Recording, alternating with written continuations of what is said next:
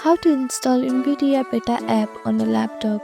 First, open up any browser. Here I'm using Google Chrome. Now on the search bar, type in Nvidia. This is the homepage of Nvidia website, and to download Nvidia app, you have to log into your account. So on the top right corner, you can see this human icon. Click on it. Now make sure you have logged into your account, and after you log into your account, you can see this home page. Here you can see this Nvidia app option. Click on it. Now you'll see this download now option. Click on download. It may take some time depending on your internet speed.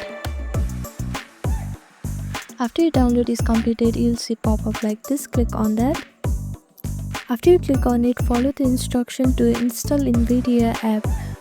So this is how you can download Nvidia Beta app on your laptop. Thank you for watching this video. Please do not forget to like, share and subscribe to our channel, and comment down below if you have any other queries. Thank you.